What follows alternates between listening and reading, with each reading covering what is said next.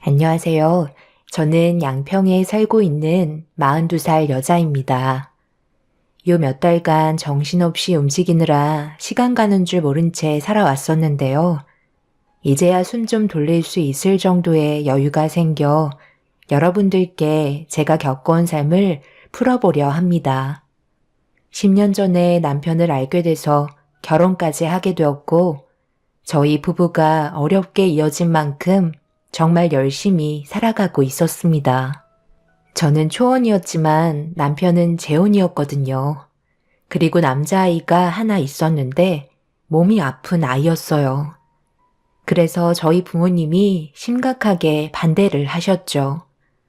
이혼남과 결혼하는 것도 마음에 들어하지 않으셨는데 장애가 있는 아이까지 딸려 있으니 남편은 좋게 봐줬지만 제 삶이 힘들어지는 걸 원하지 않으셨기 때문에 더 이상의 인연을 만들지 않았으면 한다고 부탁까지 하셨습니다.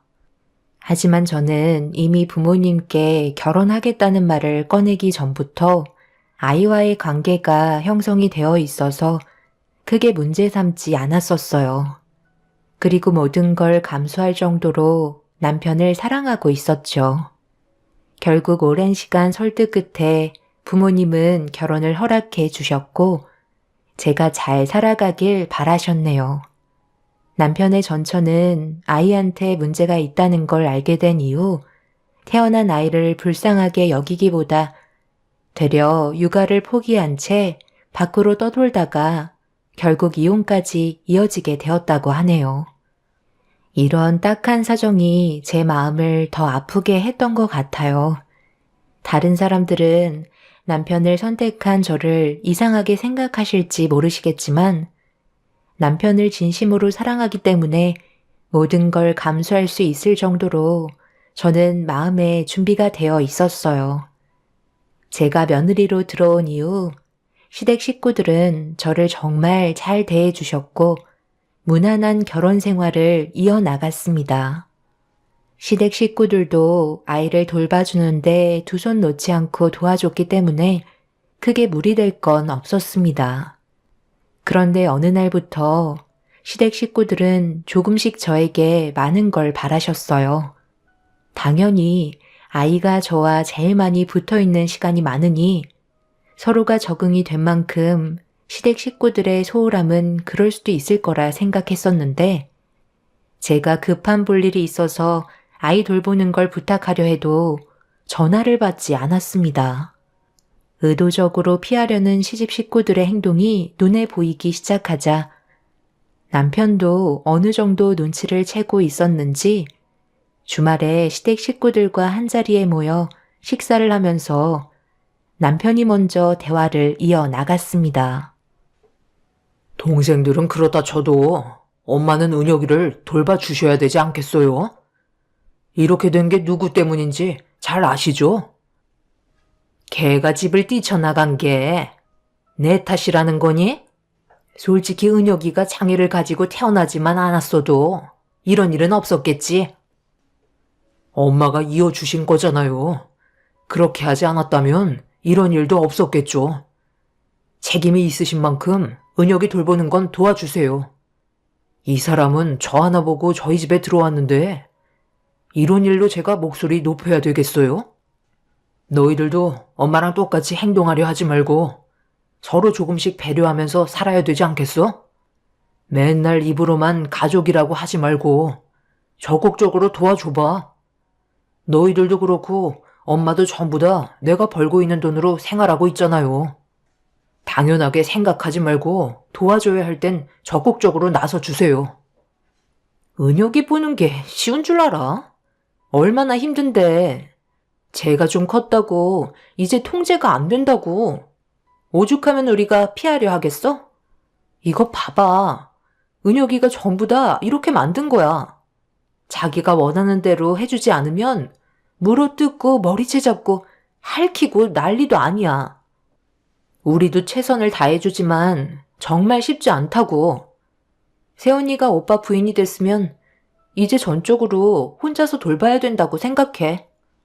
왔다 갔다 하는 것도 얼마나 귀찮고 힘든지 알아? 엄마 연세도 있으신데 오빠가 이해해줘야지. 그래서 이제 하기 싫다는 거야? 그럼 나도 어쩔 수 없을 것 같네. 앞으로 생활비는 일절 없을 테니까 네가 밖에 나가서 벌어먹고 살아. 그래야 형평성이 맞지. 네가 한 달에 쓰는 돈이 얼마인지 알기나 해? 남들 밖에서 뼈 빠지게 일하고 받는 평균 월급보다 더 많이 쓰고 있잖아. 엄마도 사고 싶은 거 먹고 싶은 거 물 쓰듯이 쓰면서 잠깐씩 돌봐주는 게 그렇게 하기 싫으면 카드 다 막아버리고 땡전 한 푼 드리지 않을 테니 잘 생각해보고 판단하세요. 누가 더 잃을 게 많겠어요? 그럼 그냥 같이 살던지. 너희 집까지 왔다 갔다 하는 게 얼마나 불편한지 아니? 돈도 많이 벌면서 따로 살 필요가 뭐가 있어? 우리 가족 전부 함께 살 수 있는 주택 하나 지으면 상황에 맞게 대처를 할 수 있잖아. 세아가 너는 어떻게 생각하니? 처음 남편과 결혼을 하기 위해 인사드리러 갔을 때 시모는 아이돌 보는 걸 부담 주지 않겠다며 최대한 설득시켜 결혼까지 이어질 수 있게 만들어 놓고 불과 몇 달 만에 시댁 식구들의 변한 태도에 저도 많이 당황스러웠었죠. 하지만 그것도 오래가지 못했어요. 시댁 식구들은 남편이 사업으로 버는 돈으로 생활비를 쓰고 있어서 부족함 없이 사용하고 있었기 때문에 돈줄을 끊겠다는 남편의 한마디에 시댁 식구들은 꼬리를 내리고 말았습니다. 당연히 제가 아이한테 새엄마라 더 많은 시간을 보내는 건 당연하지만 급한 볼 일이 있어서 도와달라고 부탁을 하려면 꼭 다른 이유를 대셨어요. 그렇게 되니 저도 기분이 좋지는 않았었죠. 남편의 아들은 정신질환 장애가 있어서 다른 애들과는 많이 달랐어요. 그래서 어린이집 보내는 것도 쉽지 않았습니다. 워낙 사고를 많이 쳐서 함께 생활하는 게 어린이집 선생님들 또한 두 손 두 발 드셨고 갑작스런 돌발 행동이 아이들에게까지 안 좋은 영향을 주게 되자 어린이집에서 거부하는 상황까지 이어지게 되었네요. 그렇게 되다 보니 결국 집에서 아이를 돌봐야만 했고 제가 희생해야 될 부분도 더욱더 많아졌었죠. 당연히 함께 있는 시간이 많아질수록 아이를 돌보는 건 정말 쉽지 않았어요. 도저히 알 수 없는 성격인 만큼 어떤 일이 벌어질지 모르기 때문에 항상 긴장의 끈을 놓지 않고 있어야 사고를 대비할 수 있었습니다. 남편과 연애할 때 잠깐씩 얼굴 보는 거와 다르게 결혼 생활은 너무나 달랐고 상당한 시간이 필요했었어요. 그렇게 서로 잘 맞춰가면서 남편이 중간 역할도 잘해준 덕분에 시댁 식구들은 지속적으로 저에게 도움을 주었습니다. 그런데 이런 생활이 반복되자 쌓이는 불만들은 점점 커지게 되었고 시모의 감정은 터지고 말았네요. 내가 저번에도 얘기했었지만 함께 모여 사는 게 제일 좋은 방법이라니까. 이거 너무 불편해서 생활을 못하겠다. 잠깐 은혁이 돌봐주기 위해 버스 타고 왔다 갔다 하는 게 얼마나 힘든지 알고 있니? 매번 이런 식이니까 당연히 스트레스가 뒤따라오는 거잖아. 말 나온 김에 서둘러 모두가 함께 모여서 살 수 있는 집을 좀 구하던지 건물을 올리든지 하면 좋겠는데. 저도 이 사람이랑 얘기 안 해본 거 아니에요. 그런데 지금 하는 일도 바쁜데 함께 살면 더 많은 일을 시키실 수도 있잖아요. 서로 도와가면서 하는 거지. 세아가 너는 어떻게 생각하니? 함께 지내는 게 모두에게 이득이 되지 않겠어? 우리가 언제까지 세훈이 스케줄에 맞춰서 움직일 수는 없는 거잖아. 저희도 생활이 있는데 정말 많이 희생하고 있는 거라고요. 말 나온 김에 여기서 결정해 줬으면 좋겠어요. 은혁이를 위해서라도 모두가 함께 지내는 게 불화를 만들지 않고 좋은 관계를 유지할 수 있는 방법이라고요. 이대로 시간만 끌면 서로 안 좋은 감정만 쌓일 것 같아요. 최대한 좋은 방향으로 해결 방법을 찾기 위해 한참 동안 진지하게 의논을 하면서 모두에게 이익이 될 수 있는 쪽으로 결정을 하게 되었네요. 남편은 모두가 함께 지낼 수 있는 주택을 만들어 저희 모두 한 집에서 살 수 있었습니다. 확실히 좋았던 건 그동안 불편했던 것들이 해소가 되었다는 거였어요. 그렇게 모두가 스트레스 받지 않고 서로가 상황에 맞게 조율하면서 지내던 어느 날, 은혁이가 자고 있을 때 저를 방으로 따로 부르셨어요.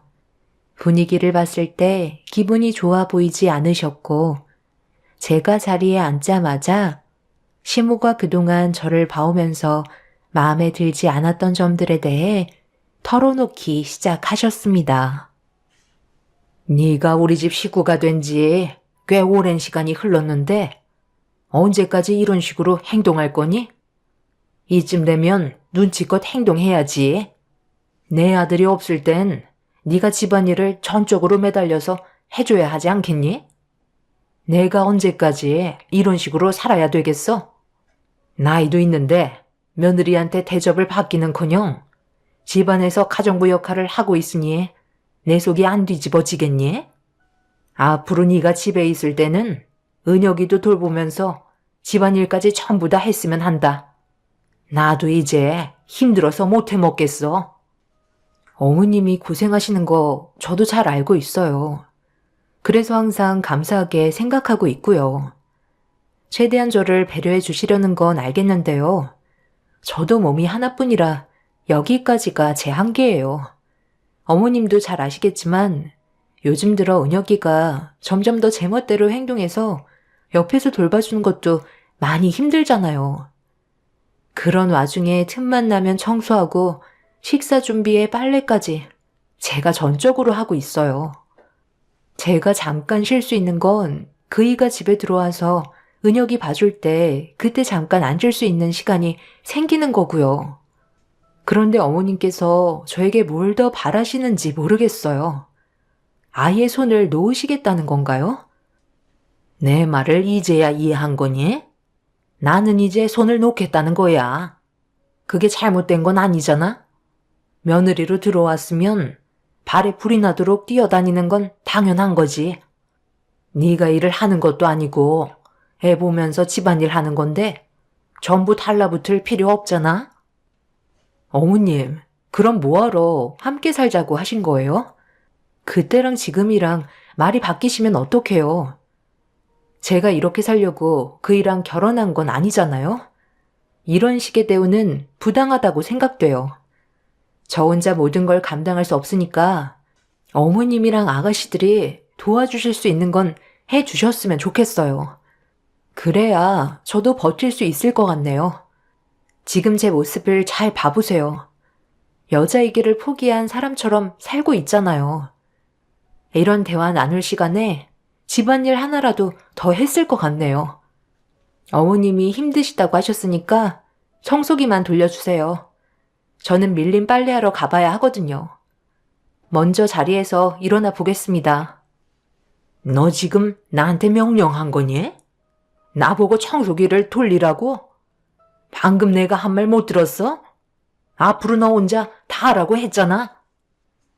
그동안 결혼 생활을 하면서 시모를 봤을 때 어느 정도 성격이 있으신 건 알고 있었지만 이렇게까지 저를 막대하실 줄은 상상도 못했었어요. 그동안 저에 대한 불만들을 입 밖으로 꺼내고 싶어 하셨지만 남편 때문에 참고 있었던 것 뿐이었네요. 시모의 진심을 듣게 된 저는 너무 큰 실망을 하게 되었고 소리치며 화를 내시는 모습은 제가 알던 시모가 아니었습니다. 집안이 떠나갈 정도로 목소리를 높이시는 바람에 은혁이가 잠에서 깨게 되면서 상황은 마무리가 되었지만 제 머릿속은 복잡해지기 시작했어요. 어떻게 하면 한 집에서 사는 동안 좋은 관계를 유지할 수 있을지 그게 제일 걱정이었습니다. 남편 하나 보고 모든 걸 희생하고 있는 저를 막대하신 시모가 너무 원망스러워 저 또한 서운함이 쌓이게 되었네요. 시모는 밖에서 볼일을 보고 들어온 아가씨들한테 좀 전에 있었던 일들에 대해 불만을 털어놓으면서 저에 대한 시선은 안 좋게 바뀌게 되었고, 시댁 식구들은 남편이 있을 때와 없을 때의 변화는 감당하기가 힘들 만큼 저를 괴롭게 만들었어요. 한 공간에서 살다 보니 부딪히는 경우가 많아 지속적으로 마찰이 생겨서 결국 남편에게 시모아 아가씨들과의 갈등을 털어놨어요. 남편은 침착하게 제 말을 들어주었고 모두를 한자리에 모았습니다. 그리고 시모아 아가씨들의 불만들도 들어보게 되었죠. 설마 우리 보고 평생 동안 은혁이를 돌보라는 건 아니지? 그리고 집안일이야. 당연히 언니가 하는 건데 뭐가 문제인데? 그래. 나는 이 집안의 제일 큰 어른이고 나이도 먹을 만큼 먹었는데 대우도 못 받고 사는 게 말이 된다고 생각하니? 함께 지내는 동안 오히려 내 생활이 없어져서 요즘 스트레스가 아주 크게 탈했다. 이러다 내가 먼저 알아놓을 것 같다고. 그래서 다들 원하는 게 뭔데? 너희들도 그렇고 엄마도 이제는 손가락 하나 까딱하지 않겠다는 거네요.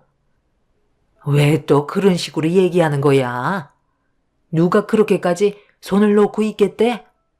그게 아니라 이제 비중을 줄이겠다는 거지. 그게 그거잖아요. 너희들도 엄마랑 같은 생각인 거지?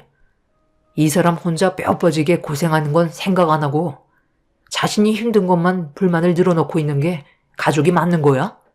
내가 이 집 지을 때 엄마랑 너희들한테 뭐라고 그랬어?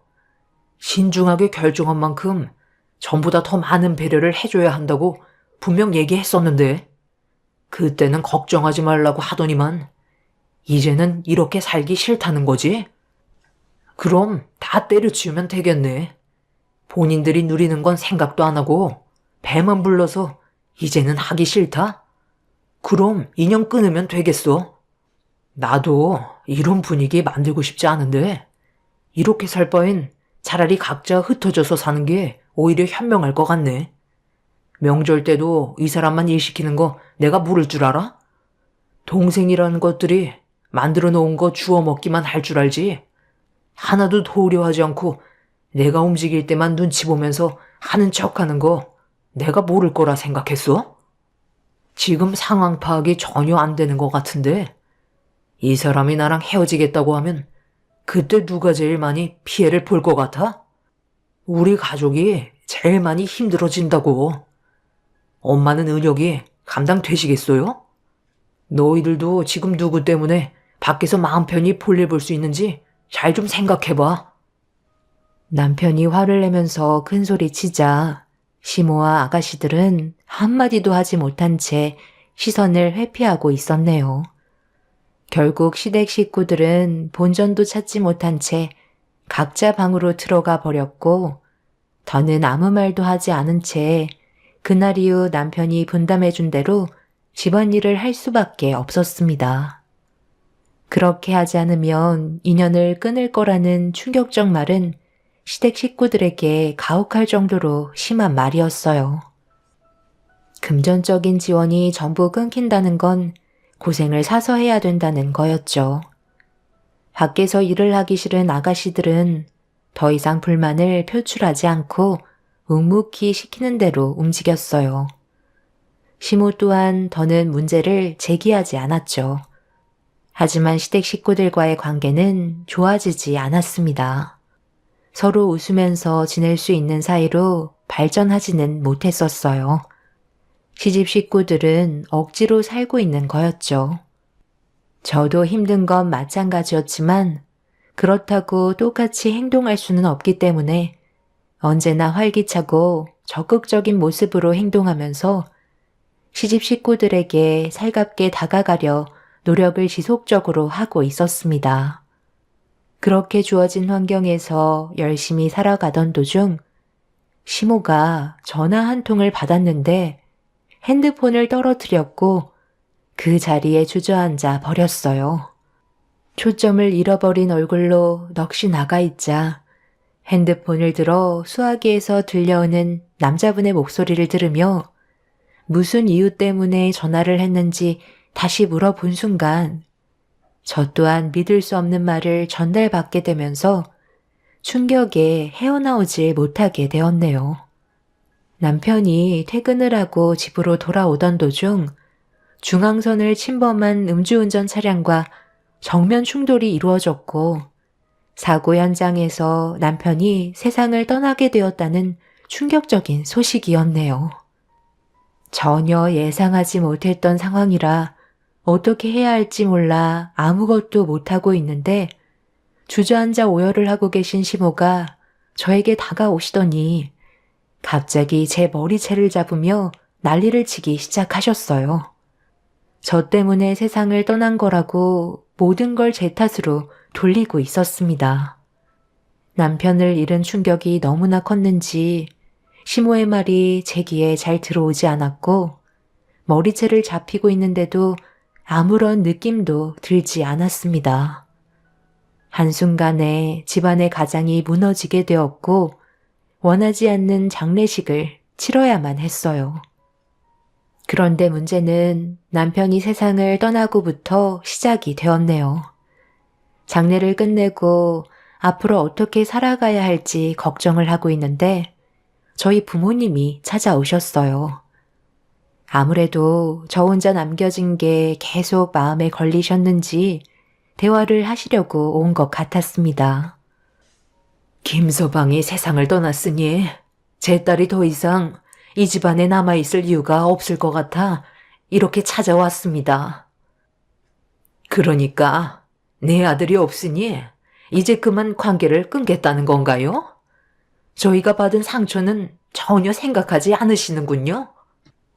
제 딸이 그동안 힘든 생활을 이어나갔다는 거 잘 알고 있어요. 김서방이 없는데 이 집에 남아있을 이유가 없잖아요. 은혁이 돌봐줄 사람이 없어서 제 딸을 붙잡으시려는 건가요? 피 한 방울 섞이지 않은 아이를 제 딸이 인생을 바치면서까지 옆에 있어줄 필요는 없잖아요. 우리 집안과의 관계는 딱 여기까지인 것 같습니다. 길게 태워하고 싶지 않으니 이제 그만 놓아주시죠. 아직 마음의 준비도 되어 있지 않은데 갑자기 이런 식으로 나오시면 저희도 많이 당황스럽죠. 일단 며느리와 따로 대화 좀 할 테니까 그만 돌아가 주셨으면 좋겠네요. 저희도 그렇고 은혁이도 갑자기 며느리가 떠나가면 앞으로 어떻게 버티겠어요? 그건 사부인이 알아서 하실 문제죠. 저희 집안과는 더는 상관이 없을 것 같네요. 너도 이제 어서 짐 싸. 집으로 돌아가야지. 시모는 저를 보내줄 수 없다면서 엄마와 쉬지 않고 대화를 주고받았습니다. 결국 시모가 끈질기게 저와 둘만의 시간을 만들고 싶다며 따로 방으로 데리고 갔어요. 그리고 저에게 간절히 부탁하며 눈물을 흘리셨습니다. 시모도 하나뿐인 아들이 갑자기 세상을 떠난 거 너무 마음이 아프다며 천천히 정리할 수 있는 시간을 달라고 부탁을 했어요. 저도 은혁이와 함께 보낸 시간이 적지 않았기 때문에 아무런 감정 없이 등을 돌리고 인연을 끊는다는 건 저로서도 쉬운 결정은 아니었어요. 은혁이를 진심으로 내 아들처럼 키웠기 때문에 많은 정이 들었었죠. 그래서 조금 더 생각할 시간이 필요했고 시댁에 찾아온 저희 부모님께 최대한 빨리 정리하고 돌아가겠다고 좋게 설득시킨 뒤에 돌려보냈습니다. 시댁 집안에 남아있는 남편과 함께 했던 모든 것들을 정리하면서 앞으로 어떻게 해야 될지 잠 한숨 못 자고 고민을 하고 있는데 저를 거실로 부르셨고 아가씨들도 한자리에 모여서 심각한 표정으로 대화를 이어나가기 시작했네요.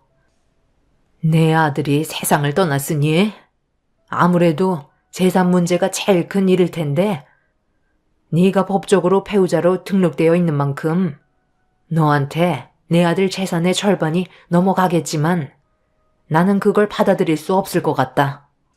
고생은 내 아들이 했는데 왜 너는 힘 하나 들이지 않고 그 많은 돈을 가져가야만 하는 거지? 앞으로 우리 먹고 살기에도 막막할 텐데 너는 입이 하나지만 우리는 입이 몇 개니? 훨씬 많잖아. 너는 은혁이를 아들처럼 생각한다며. 그럼 네가 평생 끼고 살거라. 그럼 내가 너한테 들어가는 재산 건들지 않으마. 그리고 우리 집에서 생활해야 된다. 어찌됐든 우리 집 며느리로 들어왔으면 이 집에서 뼈를 묻어야 하지 않겠니? 그렇게 하기 싫다면 너한테 넘겨질 재산 전부 다 토해내고 은혁이만 데려가는 걸로 해라. 어머님, 그건 너무 억지잖아요. 한마디로 그냥 이 집에서 어머님 수발 들면서 살라는 말인데 제가 지금 상황에서 왜 그렇게 해야 되죠? 왜 제 입장은 한 번도 생각해주지 않는 거예요? 저한테 부탁을 하셔도 모자랄 판에 억지를 부리시면 되겠어요? 시모는 무조건 시댁에서 살길 원했어요. 남편이 세상을 떠났으니 모든 집안 잡일은 저에게 시키려는 게 눈에 훤히 보였습니다. 결국 조금도 조율되지 않고 서로 목소리만 높아지자 시모는 저와 은혁이가 필요 없다며 저에게 한 푼의 재산도 넘겨주지 않을 거라고 멱살을 잡은 채 문 밖으로 끌고 가기 시작했어요. 은혁이는 제가 시모에게 끌려가는 모습을 보고 무슨 상황인지 알지도 못한 채 뒤따라오고 있었네요.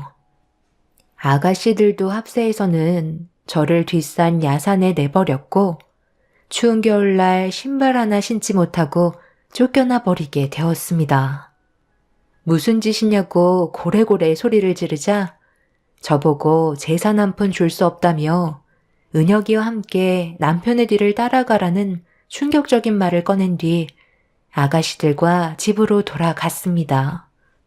결국 시모는 남편의 재산이 저에게 넘어가는 걸 보고 싶지 않아 눈이 수북이 쌓인 야산으로 저와 은혁이를 끌고 온 거였어요. 그동안 제가 했던 행동들에 대해 시댁 식구들은 조금도 고마워한 적이 없었던 거였네요. 일단 살고 봐야 할 것 같아 추위에 떨고 있는 아들과 함께 산에서 내려와 지나가는 차량에게 도움을 청한 뒤 경찰서로 향했어요. 저와 아들에게 했던 행동은 용서받지 못할 짓이었고 시집 식구들이 원하는 대로 두고 싶지 않았습니다. 그렇게 경찰서에 도착을 한 뒤에 일단 저희 부모님과 연락을 취한 다음 곧바로 시댁에 들어가지 않았어요. 저희도 어느 정도 법적인 조치를 취해야 할 것 같아 일단 친정으로 향했습니다. 부모님께서는 시댁 식구들이 저한테 했던 행동들에 대해 분노하셨고 도저히 용서해 줄 수 없는 행동이라고 분을 삭히지 못하셨어요. 결국 다음날 아침에 부모님은 저와 은혁이를 데리고 시댁으로 다시 향했습니다. 엄마는 이성을 잃은 아빠가 안 좋은 행동을 할까봐 불안하셨는지 경찰에 신고를 한 뒤에 시댁으로 와주길 경찰들에게 부탁을 하셨네요. 그렇게 시댁에 도착한 뒤 아빠는 동네가 떠나갈 정도로 문을 두드리셨는데 아무도 문 밖으로 나오지 않았어요. 그리고 때마침 경찰들도 전날에 있던 상황을 알고 있었기 때문에 조사를 하기 위해 시댁 식구들을 불렀습니다. 집안에 불이 켜져 있고 누가 봐도 집안에 있는 걸 아는데 아무도 나오려 하지 않았어요. 제가 다시 들어올까봐 비밀번호까지 바꿔놔서 들어갈 수 있는 방법이 없었죠. 이 집은 저에게도 권리가 있기 때문에 열쇠공을 불러 강제로 문을 열은 뒤 집안에 들어서자마자 충격적인 광경이 눈앞에 펼쳐지게 되었네요. 시댁 식구들이 전부 거품을 물고 쓰러져 있었고 경찰은 급하게 119에 신고를 한 뒤 창문을 전부 다 활짝 열었습니다. 저희는 영문도 모른 채 쓰러져 있는 시댁 식구들을 보면서 발만 동동 구르고 있는데 경찰이 일산화탄소에 중독된 것 같다는 충격적인 말을 꺼내셨네요. 잠시 뒤 구조대가 도착해서 응급조치를 시도했지만 이미 아가씨들은 세상을 떠난 상태였고 시모는 겨우 숨이 붙어 있었지만 깨어나진 못하고 있었네요. 단 하루 사이에 엄청난 일이 펼쳐져서 저희 가족도 많이 당황스러웠었죠. 결국 아가씨들은 장례를 치러야만 했고 시모는 중환자실에서 숨만 붙어 있는 상태로 누워만 있는 상태였네요. 국가수에서 감식 결과 붉은색 반점들이 팔과 얼굴 쪽에 뜨문뜨문 흔적이 발견되었고 보일러 배관에 문제가 생긴 걸 추가적으로 확인하게 되면서 일산화탄소 중독이 확실하다는 판결이 나오게 되었어요. 그렇게 시모는 깨어나지 못한 채 식물인간 상태로 병원에 한참 동안 누워있다가 몇 달 전에 결국 뇌사 상태에 빠지게 되었고 세상을 떠나게 되는 안타까운 결과를 맞이하게 되었네요.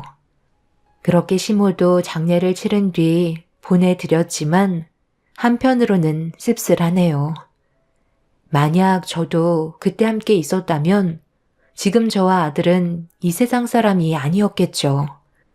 정말 상상도 못한 일이 펼쳐졌지만 어떻게 보면 본인들의 업보라고 생각합니다. 제 곁에는 은혁이 하나 남았네요. 앞으로 저희 가족이 행복하게 잘 살았으면 좋겠어요. 비록 정신장애가 있지만 제 아들도 분명 좋아질 수 있는 날이 찾아오겠죠. 지금 이 순간을 감사하게 생각하며 살아가도록 하겠습니다.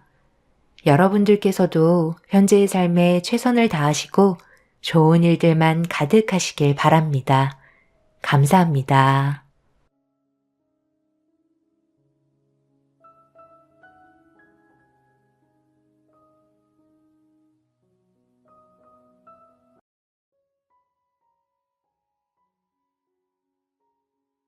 안녕하세요. 저는 몇 달 전 추석 연휴 때 선을 본 뒤에 충격적인 상황을 겪게 된 여자입니다. 이번 일로 인해 알게 된 건 세상이 참 좁다는 거였어요. 절대로 두 번 다시 만나고 싶지 않은 사람과 또다시 마주치게 되었거든요. 15년 전에 저는 사랑하는 사람을 만나 결혼을 하고 어여쁜 아이까지 가지게 되었었어요. 젊은 나이였지만 두려울 게 없었고 없이 시작한 만큼 열심히 살아왔었네요. 그런데 남편은 저와 결혼을 한 뒤부터 제가 그동안 알던 사람이 아닌 다른 모습들을 보여주기 시작했어요. 부족한 것들이 많은 만큼 저와 부딪히는 일들도 빈번히 발생했었죠. 지금 당신이 밖에서 친구들이랑 술 먹으며 놀 상황이야? 분유값 하나 사는 것도 손 떨릴 정도로 지금 우리 집안 사정이 얼마나 안 좋은지 당신도 잘 알고 있잖아. 언제까지 이런 식의 삶을 유지할 건데? 양가 부모님께 손 벌리는 것도 어느 정도이지. 내가 친구들이랑 자주 노는 것도 아니잖아. 그냥 술 몇 잔만 하고 오겠다는 건데 그걸 못하게 하냐? 그럼 나는 스트레스를 어디에다 풀라는 거야? 밖에서 치이고 집에 들어와서도 당신 잔소리에 내 숨이 너무 막힌다고. 일찍 들어올 테니까 먼저 자고 있어. 그리고 분유를 살 필요도 없는데 당신이 너무 빨리 젖이 말라버려서 쓸데없는 데에 돈이 나가는 거잖아. 그리고 우리 집안에 손 벌리는 걸 왜 당신이 참견하고 그래? 내가 알아서 할 테니까 당신은 애나 잘 보고 있어.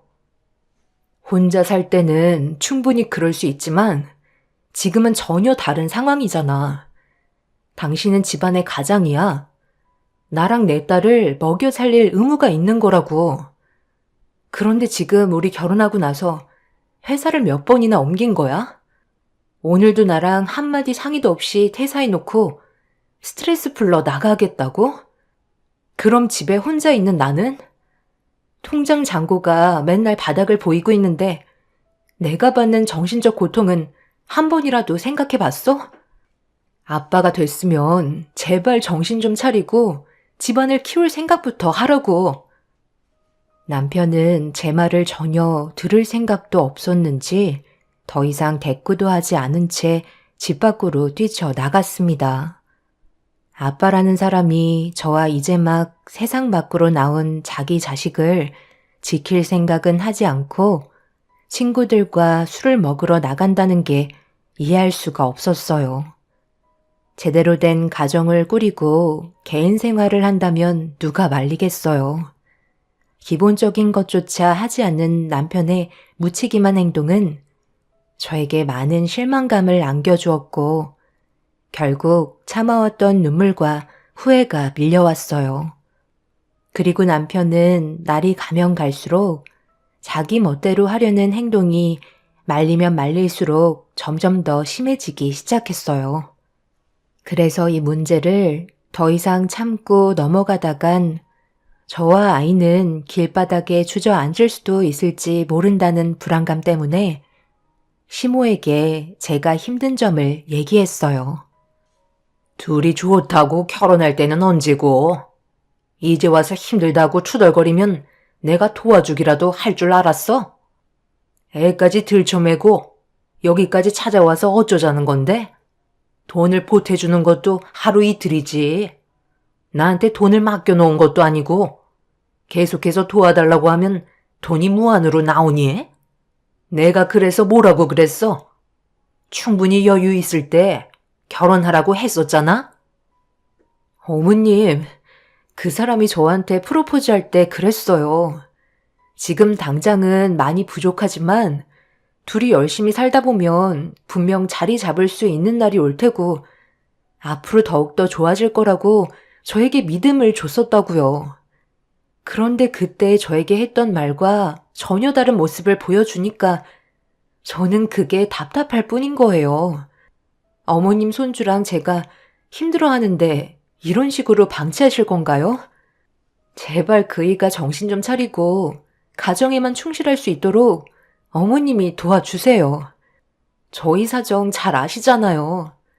대출 이자도 제때에 납부하지 못하고 카드값도 제대로 갚지 못하고 있는데 그 사람은 맨날 친구들과 술만 마시고 있다고요. 너희들이 선택한 길이니 나는 모르겠다. 차라리 너희 사돈어른께 도와달라고 하는 게 훨씬 더 빨리 처리되지 않겠니? 힘들게 시댁에 가서 도와달라고 시모에게 부탁을 했지만 전혀 대화가 통하지 않았어요.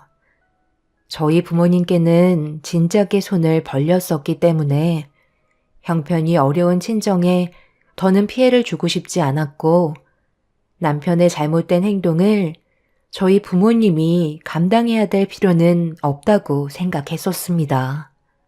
시모가 금전적인 도움을 주지 않겠다며 몸을 돌리셨을 때 기분이 너무 좋지 않았었어요.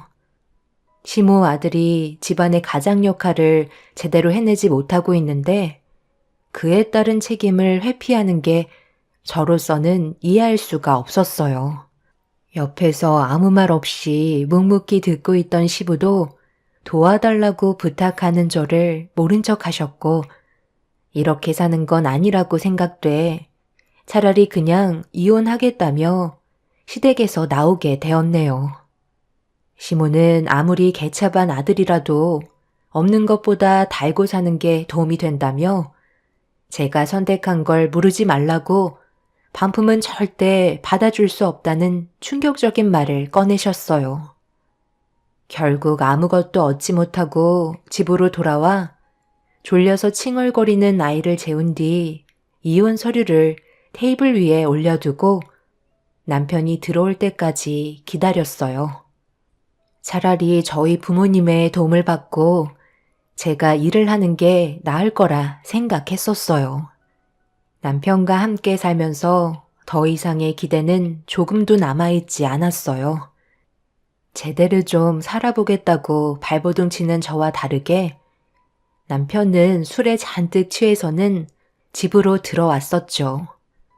눈에 초점도 없고 대화해봤자 제가 얻을 수 있는 건 상처밖에 없을 것 같아 그냥 방으로 들어와 버렸네요. 그런데 남편이 테이블에 놓인 이혼 서류를 확인했는지 거실에서 큰 소리로 저를 부르기 시작했어요. 깊이 잠에 빠진 아이가 잠에서 깰까봐 급하게 거실로 나가 조용히 좀 하라고 남편을 진정시키려 했지만 이미 이성을 잃어버린 상태였어요. 이혼 서류가 왜 여기에 있는 건데? 지금 나랑 끝내자는 거야? 우리 이제 막 시작했고, 아직 자리 잡으려면 시간이 더 필요한 건데, 그걸 못 참아서 이혼을 하자는 거야? 내가 받아주지 않을 거 당신이 알고 있잖아. 법적으로 소송 들어가면 어차피 당신이 패소하게 되어 있어. 가정을 부양하지 않는 당신과는 이혼이 성립된다고 그러던데? 벌써 그런 것까지 알아본 거야? 우리 아직 젊은 나이잖아. 시간적 여유가 많은 편인데 왜 이렇게 극단적인 선택을 하는 거야? 젊은 나이니까 흘러가는 대로 대충 살겠다는 거야? 그건 당신 혼자였을 때 얘기고 지금은 상황이 전혀 다르잖아. 젊은 나이인 만큼 시간 활용을 잘해서 우리 가정이 안정적인 삶으로 살아갈 수 있게 철저한 계획을 세워야 되는 거 아니야? 맨날 돈에 쪼들려서 불안에 떨고 있는 나는 안 보여? 왜 이렇게 이기적이야? 다음날 먹고 살아야 할 걱정을 왜 해야 되는 건데? 뭐 하나 진득하게 하는 것도 없잖아. 이러려고 나랑 결혼한 거야? 어차피 지금 당신이랑 대화해봤자 술에 취해서 얻을 것도 없으니까 그냥 들어가서 잠이나 퍼질러 자. 나중에 다시 얘기해. 이혼하겠다는 내 마음은 변하지 않을 거야. 남편은 저에게 아무것도 아닌 쓸모없는 존재였어요. 둘이 사는 게 혼자 사는 것보다 못하는데 더 이상 남편과 인생을 함께할 필요성을 느끼지 못했습니다. 이제 막 태어난 아이가 앞으로 아빠를 보고 자랄 텐데 배울 점이 하나도 없었기 때문에 이혼하겠다는 제 마음은 조금도 변함이 없었어요. 그렇게 아이 방에 들어와 놀라서 울고 있는 아이를 진정시키고 있었어요. 그런데 만취 상태였던 남편이 분노를 조절하지 못했고 잠겨있던 문을 강제로 열어 무섭게 화를 내기 시작했습니다. 저는 아이를 안고 이성을 잃어버린 남편에게 진정하라고 소리쳤지만 이미 귀를 닫아버려서 제 말은 들리지 않았고 주변의 물건들을 넘어뜨리기 시작했네요. 늦은 저녁이었기 때문에 집안이 소란스러워지자 아래층과 옆집에서 저희 집의 문을 두드리면서 조용히 하라고 얘기했지만 남편은 듣지 않았습니다. 이대론 정말 큰일 날지도 모른다는 불안한 마음 때문에 경찰에 신고를 하려고 핸드폰을 찾으려 아이를 안고 거실로 빠져나오려는 순간 남편 키보다 높은 책장을 강하게 넘어뜨렸고 책장이 뒤에서 저를 덮치면서 안고 있던 아이를 품에서 놓치면서 뒤에서 덮친 책장에 깔리고 말았습니다. 저도 순간적으로 기절을 했었는데 다시 정신을 차리고 눈을 떴을 때 제 옆에 있던 아이는 미동조차 없었네요. 비명을 지르면서 남편에게 저와 아이를 덮친 책장을 치워달라고 얘기했지만 도와주지 않은 채 밖으로 뛰쳐나가 버렸네요. 그리고 현관문 앞에 있던 주민들이 도와달라고 애원하는 목소리에 급하게 달려와 책장에서 저와 아이를 구출해 주었지만 문제는 아이가 조금도 움직이지 않고 있었어요. 저희를 구해주신 분은 주민분께 119에 신고 좀 해달라고 부탁을 한 뒤에 숨을 쉬지 않는 제 딸에게 심폐소생술을 하기 시작했네요. 하지만 구급차가 와서 응급실로 향하기 전에 이미 제 아이는 심정지 상태로 세상을 떠나고 말았습니다. 이 소식을 듣게 된 양가 부모님께서 병원으로 급하게 달려와 주셨지만 좋아질 수 있는 방법은 아무것도 얻을 수가 없었어요. 이런 문제로 남편은 오랜 시간 걸리지 않고 경찰에게 연행이 되었지만 저와 아이한테 했던 행동들에 대해서는 전혀 기억을 하지 못하고 있었네요. 그 진실은 본인만 알고 있었을 테지만 남편은 저와 아이한테 했던 행동들에 대해 전부 다 부인하면서 법적으로 잘못이 없다는 판결을 받기 위해 빠져나가려고 변호사까지 선임하는 충격적인 모습을 보여주었습니다. 하지만 법정에서는 남편이 보인 그동안의 행동에 대해 문제가 있다고 판단하게 되면서 남편이 원하는 대로 풀리지 않았어요. 징역을 면하지 못하게 될 것 같자 시모가 저에게 눈물을 쏟아내면서 자기 아들이라고 안 좋은 상황으로 가지 않게 하기 위해 애원하기 시작했습니다. 아이가 세상을 떠난 건 정말 사고였다. 내 아들이 그럴 만한 인물이 아니라는 거 너도 잘 알고 있잖아. 제발 부탁이다. 한 번만 기회를 줄 수 없겠니? 내 아들도 아이의 아빠였는데 얼마나 마음이 아팠겠어? 이렇게 부탁할게. 조용히 해결 보도록 하자. 자식을 잃은 저에게 어떻게 그런 말을 하실 수가 있으세요? 조용히 해결하자고요? 저번에 도와달라고 제가 애원했을 때는 거들떠도 안 보셨잖아요. 그런데 이제 와서 어머님 아들이라고 징역 보내는 건 싫으셔서 저에게 마음에도 없는 말을 늘어놓으시는 거예요? 잘못을 했으면 그에 따른 대가를 치러야 하는 건 당연한 거죠. 저 사람이 정상이었다면 지금처럼 이런 상황이 왔을까요? 본인이 만든 일들인데 누굴 탓하겠어요? 생각 없이 행동한 만큼 충분히 뉘우치고 세상 밖으로 나왔으면 좋겠네요. 평생 감옥에서 썩어도 그 인간은 정신 차릴 사람이 아니겠지만 조금은 뉘우치는 계기가 될 수 있겠죠. 오늘 이 시간 이후로 저희는 2번 다시 얼굴 볼 일 없었으면 좋겠어요. 합의는 절대 없으니 그런 줄 아세요. 남편은 결국 자신의 잘못된 행동에 대한 처벌을 받기 위해 3년의 징역 생활을 해야만 했어요. 그렇게 시댁 집안과의 인연을 마무리하게 되었습니다. 아이의 장례까지 모두 끝낸 뒤 저에게 남겨진 건 저희 가족이 함께 있던 추억만 남겨져 있었네요. 제품에 안겨 있어야 할 아이가 세상을 떠났다는 충격과 아픔은 시간이 지나도 전혀 나아지지 않았어요. 그리고 삶에 대한 의미가 없어진 터라 더는 아무것도 할 수가 없었고 의욕도 사라져버려 한동안 집 밖으로 나오지도 않았네요. 부모님은 제가 받은 충격에서 회복이 될 때까지 뒤에서 묵묵히 기다려 주셨고 몇 년이 지나서야 조금씩 정상적인 생활을 할 수 있었습니다. 그렇게 아픈 마음을 꺼내지 않고 한쪽 구석으로 몰아낸 뒤에 묵묵히 홀로 살아가다 보니 어느새 15년이라는 시간이 흘러버리고 말았네요. 과거의 좋지 않은 기억들 때문에 누군가와 만나 새 출발을 한다는 건 저에게 두려운 마음뿐이었고 홀로 지내는 게 현명한 선택이라고 생각하며 살아오고 있었어요. 하지만 공허한 마음의 외로움은 시간이 지나면 지날수록 저를 더욱더 힘들게 만들었습니다.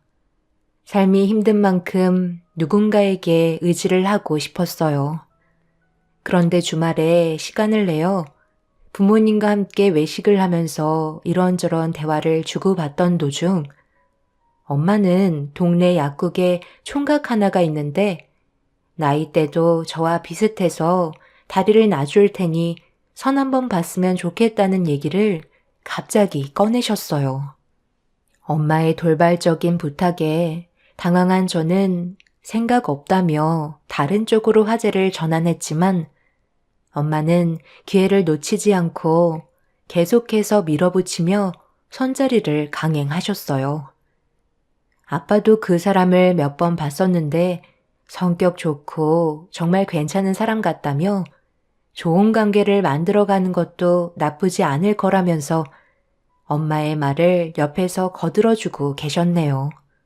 엄마는 이왕 말 꺼낸 거 무라도 썰어봐야겠다고 생각하셨는지 갑자기 약국에 전화를 하셔서는 선자리를 잡았습니다.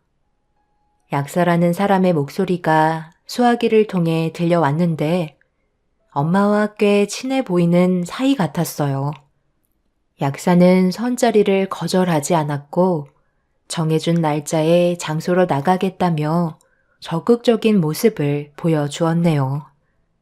예상하지 못한 상황에서 급하게 만들어진 선자리는 저를 당황스럽게 만들었지만 오랜 시간이 지난 만큼 저 또한 누군가에게 의지하고 싶은 마음에 선자리를 만들게 되었습니다. 그런데 혼자서 약국을 운영해서 그런지 시간 약속 잡는 게 쉽지 않자 얼떨결에 공식 연휴인 추석 때 얼굴을 보기로 결정하게 되었네요. 그렇게 15년 만에 처음으로 이성을 만나는 자리에 나오게 된 저는 그 사람과 조심스럽게 대화를 주고받으면서 서로에 대해 조금씩 알아가며 진지한 대화를 이어나갔습니다.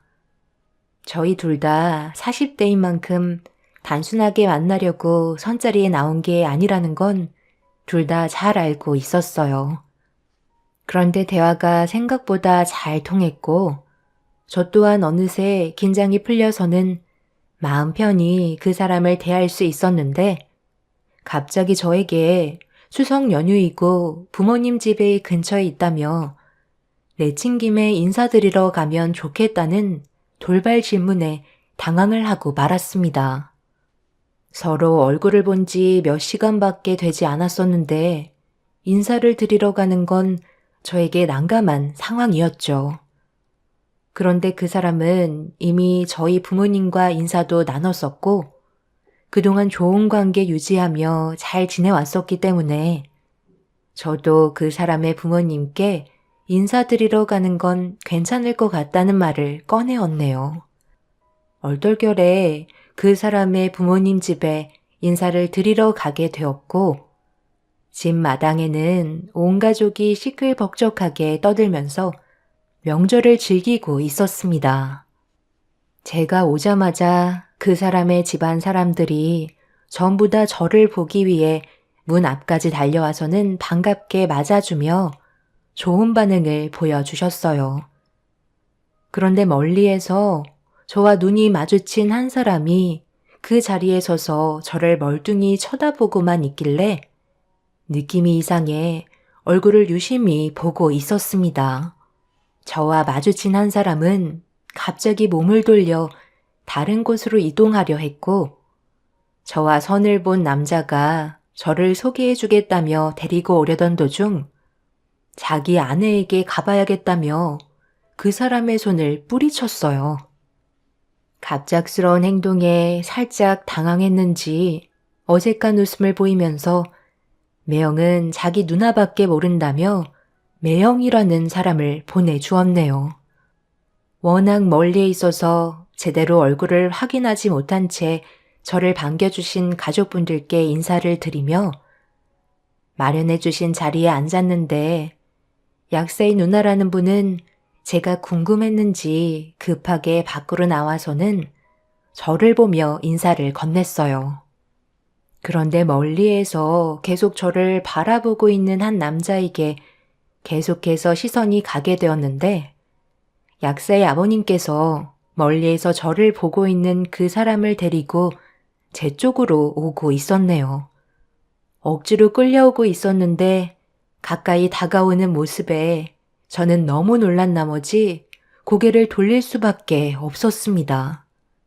제 앞으로 다가온 사람은 15년 전 제 아이를 세상 떠나게 만든 전 남편이었어요. 전혀 상상하지 못한 상황 때문에 어떻게 대처를 해야 할지 몰라 당황해하고 있는데 저에게 먼저 말을 붙여왔네요. 안녕하세요. 처음 뵙겠습니다. 오늘 처남이 선 보러 간다고 했지만 이렇게까지 전개가 빨라질 줄 몰랐네요. 매형도 우리 누나 보자마자 첫눈에 반했다고 그날 바로 인사드리러 왔었잖아요. 그래서 지금까지 잘 살고 있는데 저라고 안 그럴 이유 있어요? 저도 선자리 봐준다고 하시길래 그냥 인사치레인 줄 알았는데 정말 이렇게 자리를 만들어 주실지 몰랐어요. 그런데 저는 이번 선자리에 나간 게 정말 잘 됐다고 생각해요. 경희 씨를 보자마자 첫눈에 반했다니까요. 그래서 처남은 결혼까지 생각하고 있는 거야? 너무 급하면 체하기 마련이지.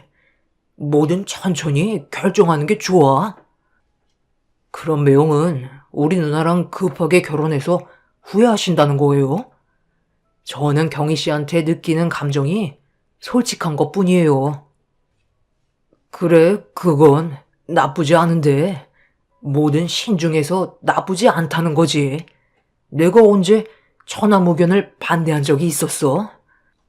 경희 씨라고 했나요? 경희 씨는 좋으시겠어요? 조만간 약사인 남편을 두게 생겼네요. 미리 축하드리겠습니다. 저는 애들과 시간을 보내줘야 해서 먼저 자리를 비울 테니 즐거운 시간 되시고 이왕 오신 거 맛있는 거 양껏 드신 뒤 돌아가시면 될 것 같네요.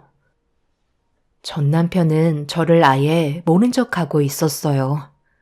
저 또한 어떤 상황인지 살피기 위해서 더는 아는 척하지 않았습니다. 그리고 이 사람이 벌써 다른 여자와 살림을 차렸기 때문에 약사와의 인연은 마무리 지어야만 했어요. 그런데 약사는 부모님께 결혼을 서둘러 하고 싶다며 적극적인 마음을 표현하고 있었네요. 그런데 전 남편이 집으로 들어가려 하자 애들이 밖으로 나왔는데 아들 하나와 딸이 둘이나 있더라고요. 아빠라고 부르면서 따라다니고 있는 모습을 지켜보는데 제 속이 말이 아니었습니다.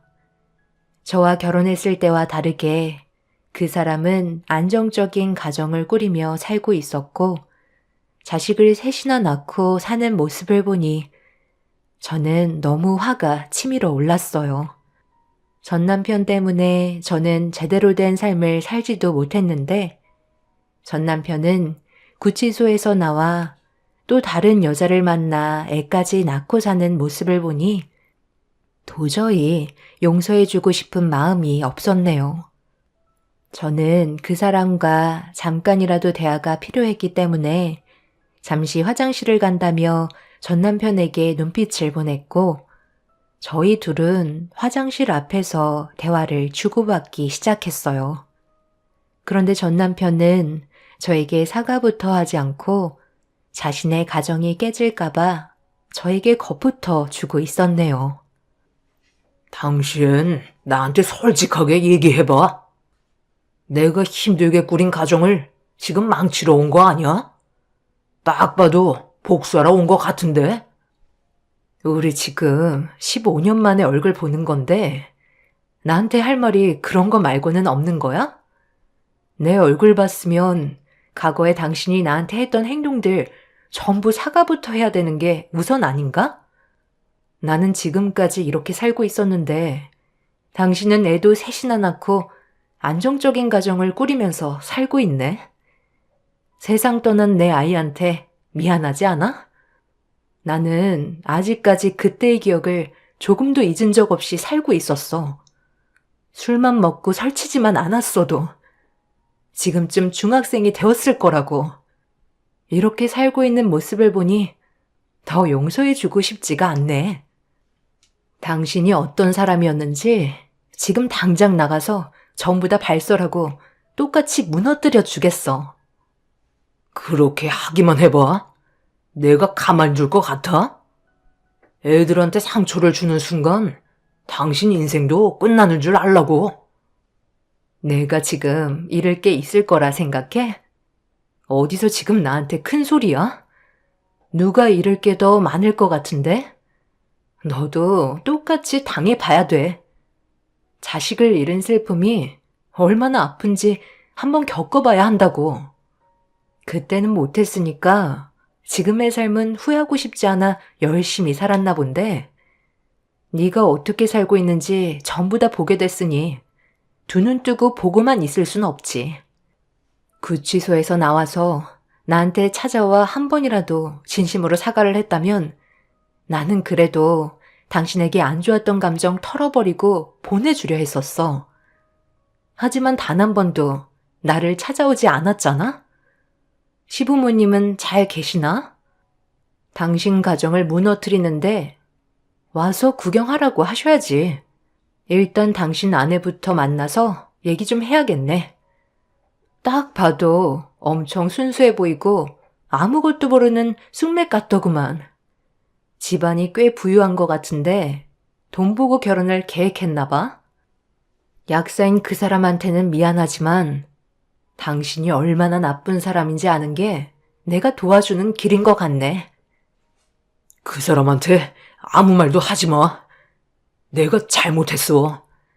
나는 지금 그 사람을 진심으로 사랑하고 있다고. 절대로 헤어지고 싶지 않아. 그러니 이제 그만 나를 놓아줬으면 좋겠어.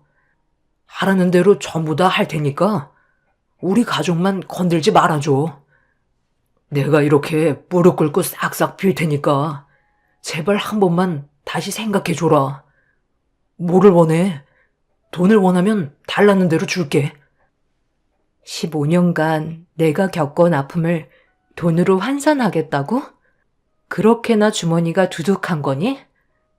그때는 집안의 가장에게 포기하고 개차반으로 살았으면서 재산 좀 많은 집안과 결혼했다고 돈으로 메꾸시겠다? 지금의 가정을 절대 놓치고 싶지 않나 봐.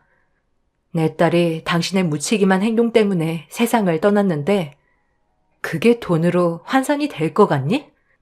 나는 당신을 절대로 용서하지 않을 거야. 제가 밖으로 나가려 하자 남편은 저를 붙잡으며 눈물을 흘리면서 현재의 가정을 놓치고 싶어 하지 않았어요. 그리고 그 눈빛에 진심이 보였습니다. 15년 전에 제 인생을 망치고 딸의 인생을 앗아간 놈이 저에게 슬픈 표정을 보이는 게 더 역겨웠어요.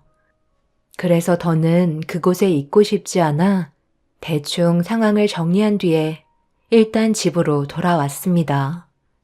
선을 본 그 사람과는 더 이상의 인연을 만들지 않았지만 끊임없이 저에게 연락이 오고 있어요. 저에게 찾아온 복수의 기회를 어떻게 처리해야 할지 지금까지 고민을 하고 있는 중입니다. 부모님께도 이 사실을 알리지 않았어요. 분명 엄청난 상처와 아픔이 뒤따를 게 뻔한데 굳이 알릴 필요는 없다고 생각합니다. 전 남편은 제가 받아온 그동안의 세월에 대한 고통의 대가로 5억을 주겠다며 돈으로 제 입을 막으려 하고 있어요. 하지만 저는 아직까지 그렇다 할 답변을 주지 않고 있는 중입니다. 이 사실을 시부모님까지 알게 되면서 시모까지 저에게 따로 찾아와서는 전 남편이 주는 5억을 받고 조용히 사라졌으면 좋겠다고 간절히 부탁을 하고 있네요. 저에게 그런 큰 돈을 줄 만큼 그 집안이 잘 사는지 그건 잘 모르겠지만 전 남편의 행동을 보면 지금의 가정은 절대로 깨고 싶지 않다는 의지가 확실하게 보이긴 하네요. 제가 어떻게 처신하면 좋을까요? 그 집안을 무너뜨려야 제 속이 후련할까요? 세상 떠난 딸이 오늘따라 너무 보고 싶네요. 여러분들의 현명한 의견 기다리겠습니다. 감사합니다.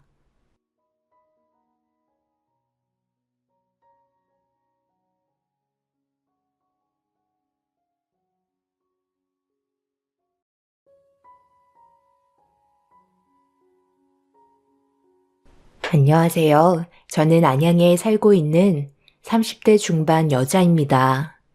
아무리 생각해봐도 이건 정말 아닌 것 같아 사연을 신청하게 되었어요.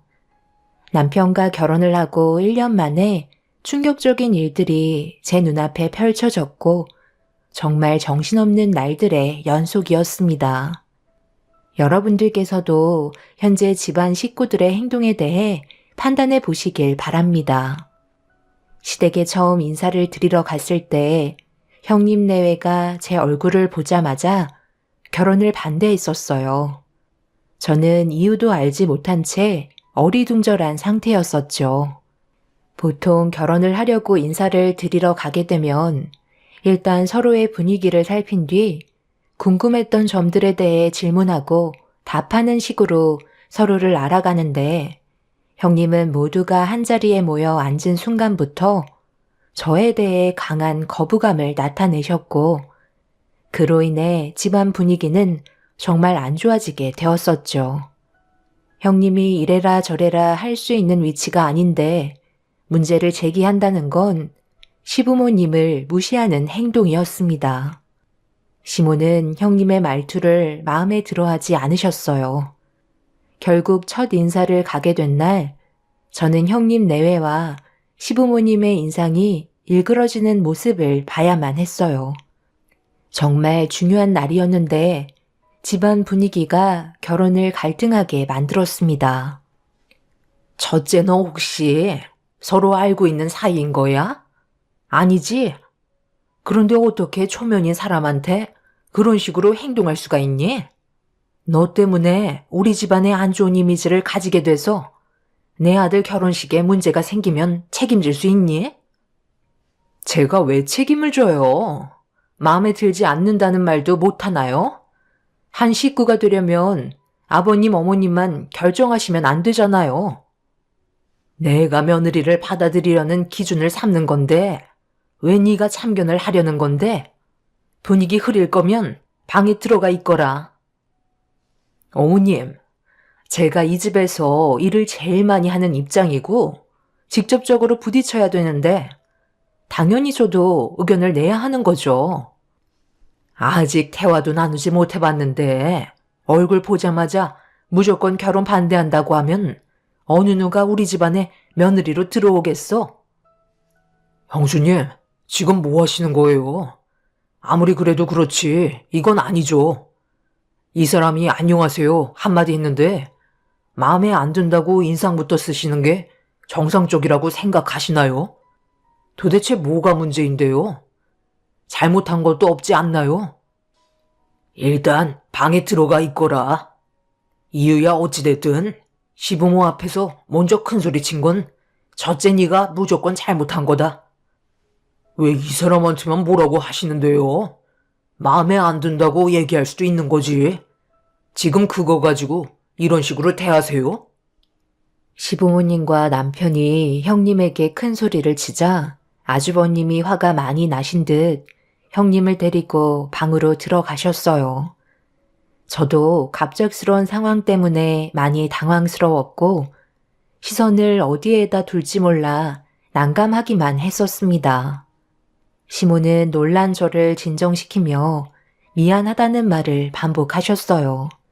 저는 어색한 웃음으로 괜찮다는 표정을 지어 보였고 형님 내외가 방으로 들어간 뒤에야 제대로 된 대화를 이어나갈 수 있었네요. 시부모님께서는 침착하게 행동하는 저를 보며 마음에 들어 하셨어요. 그리고 결혼에 대해 진지하게 생각을 하시면서 앞으로 좋은 발전이 있길 원하셨습니다. 그렇게 형님 내외가 간섭을 하지 않는 시간 동안 최대한 많은 대화를 나누게 되었고 이어서 저녁 식사 자리를 만들게 되었네요. 시모가 형님을 부르면서 저녁 상차림 준비를 요구하셨고 입이 산처럼 나온 형님은 주방에 들어가 준비해둔 음식을 식탁 위에 올려두기 시작했어요. 저는 주방 쪽이 신경이 쓰여서 계속 곁눈질로 보며 시부모님과 대화를 이어나갔습니다. 그런데 형님이 거실로 나오시더니 저를 주방으로 데리고 가서 살림을 잘하는지 확인해 보겠다는 말에 시모는 결국 쓴소리를 하시고 말았습니다. 형님은 단순히 어느 정도의 수준인지 확인을 해보고 싶었을 뿐이라며 반박을 하게 되었는데 저 때문에 계속 불화가 생기는 것 같아 직접 해소를 해드리기로 했네요. 그래서 형님과 주방으로 들어가 잘하진 못하지만 기본적으로 살림하는 모습을 보여드렸고 나쁘지 않다는 표정으로 음식 준비하는 걸 보여줬어요. 별거 한 것도 없었지만 더 이상 형님의 입에서 불만이 나오지는 않았습니다. 그렇게 모두가 한자리에 모여 식사를 하면서 분위기를 풀어나가면서 서로를 조금씩 알아가기 시작했네요. 하지만 형님은 알 수 없는 표정으로 저를 살펴보고 있었지만 추가적으로 꼬투리를 잡지는 않았습니다. 다행히 상황이 진정되고 난 이후 끝은 좋게 마무리하고 시댁에서 나올 수 있었네요. 그동안 살아오면서 이런 경험이 처음이라 많이 당황스럽긴 했었지만 그래도 시부모님이 워낙 좋으셔서 결혼에 대해 큰 거부감은 들지 않았었네요. 저는 형님 내외를 보고 결혼을 하는 게 아니라 시부모님과 남편만 바라보고 결혼을 하는 거기 때문에 크게 상관하지 않았습니다. 그날 이후 추가적으로 문제가 생기지 않아 원만하게 결혼까지 할 수 있었고 정식적인 며느리가 되었습니다. 신혼여행이 끝나고 시댁에 가서 시부모님께 인사를 드리며 사온 선물을 꺼내드리면서 형님에게도 준비한 선물을 건네드렸는데 여전히 표정은 좋아 보이지 않으셨어요. 제가 드린 선물은 확인하지도 않으시곤 저에게 앞치마를 건네주셨습니다. 아직 옷도 갈아입지 않은 상태라 어색한 미소를 띠면서 일단 편한 옷으로 갈아입고 오겠다는 말을 꺼내자 형님은 무작정 앞치마를 걸치고 주방으로 따라오라며 자리에서 일어나셨네요. 그러자 옆에 있던 남편이 뭐 하는 짓이냐고 버럭 소리를 지르면서 화를 냈어요. 이제 막 도착해서 정신없어 죽겠는데 형수님 진짜 왜 그러세요? 내가 이래서 선물 사올 필요가 없다고 했던 거였어. 도대체 뭐가 그리 불만이신지 모르겠지만 그래도 이 사람이 형수님 선물 하나 드리겠다고 신중하게 생각하고 고른 건데 확인도 안 해보시고 옆에다 척 던져놓으면 그걸 보고 누가 기분 좋아하겠어요? 그런데 옷도 갈아입지 못한 상태에서 앞치마부터 걸치라는 게 지금 맞는 행동이에요? 여기가 군대도 아니고 왜 형수님이 분위기를 조성하시는지 모르겠네요. 저희 부모님께서도 아무 말 하지 않고 계시잖아요. 자기는 가서 옷부터 갈아입고 와. 그리고 엄마가 시키는 거 외에 아무것도 하지 마. 애들 오자마자 이게 뭐 하는 짓이야? 너희들 많이 피곤했을 테니 일단 들어가서 쉬고 있어라. 그리고 너 나랑 얘기 좀 하자. 시모는 테이블에 올려져 있는 앞치마를 형님에게 다시 건네주면서 자리를 옮겨 따로 대화하길 원하셨어요. 사람이 싫은 건 분명 이유가 있다고 생각했지만 저는 형님에게 싫은 행동을 한 적이 단 한 번도 없었고 따로 대화를 나누거나 개인적으로 마주한 적도 없기 때문에 형님의 행동은 시간이 지날수록 이해할 수가 없었네요. 아무래도 저에 대해 뭐가 불만인지 정확하게 따지고 들어가야 할 것 같아 기회가 될 때 형님과 진지하게 대화를 나누려고 생각하고 있었습니다. 시모가 마음 편히 쉬라고 말씀하시긴 했지만 저도 눈치가 있는지라 방 안에 있는 게 눈치가 보여 분위기 좀 살피면서 저녁 식사를 준비하는데 일손을 도우려 쓰러져 버린 남편을 뒤로 한 채 방문을 열고 나왔는데 시모의 방이 문은 닫혀 있었지만 형님과 나누는 대화 소리가 제 귀에까지 들려오고 있었어요. 그래서 걸음을 천천히 옮겨 방문 앞에 멈춰서서 시모와 형님의 대화를 엿듣기 시작했고, 형님이 시모에게 하는 말을 듣게 되면서 제 기분은 상당히 안 좋아졌습니다. 지금 그게 이유라는 거야? 그래서 새며느리가 들어오는 걸 반대한 거고, 그렇게 청색하며 좋은 분위기를 다 망친 거니? 맞는 말 한 건데 왜 목소리를 높이세요? 제가 지금까지 어머님 댁에서 시집살이 하면서 온갖 잡일은 다 해오면서 살아왔었는데, 동서가 들어오면서 서방님한테 재산의 일부를 떼어주겠다면서요. 저희한테는 그런 식으로 말씀해 주신 적 단 한 번도 없으셨잖아요. 서방님이 막내라서 그런 건가요?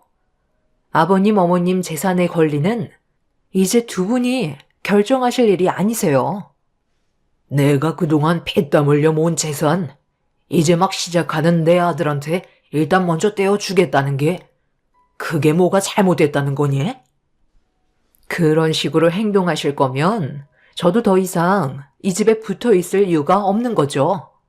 그리고 그런 건 저희와도 상의해야 될 문제 아닌가요?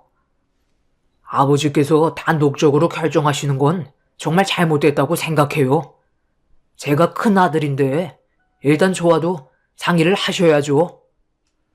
종혁이 너는 지금 동생을 도와주겠다는 건데 어떻게 그런 식으로 말을 할 수가 있는 거니? 엄마 아빠가 도와준다는 게 그렇게 받아들이기가 힘든 거야? 전 재산을 주는 것도 아니고 부모로서 자식이 잘 되길 바라는 마음에 좀 도와주겠다는 건데 그걸 이런 식으로 집안 분위기를 망쳐? 너희들 보이는 못난 행동들이 오히려 역효과인 거 모르니? 애들 나오기 전에 표정 관리 잘하고 두 번 다시 이 문제로 상황을 안 좋게 만들지 말거라.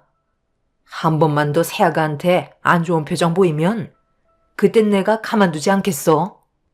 내 말 알아들었으면 가서 저녁상 차리는 거나 준비해라.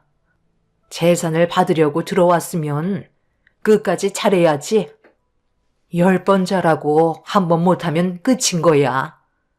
돈에 눈이 멀어서 집안 불화를 만드는 건 내가 절대 용서하지 않는다.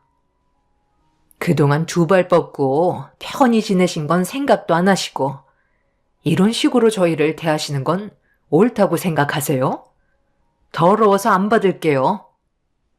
형님은 집안이 떠나갈 정도로 목소리를 높이면서 방문을 박차고 나오셨어요.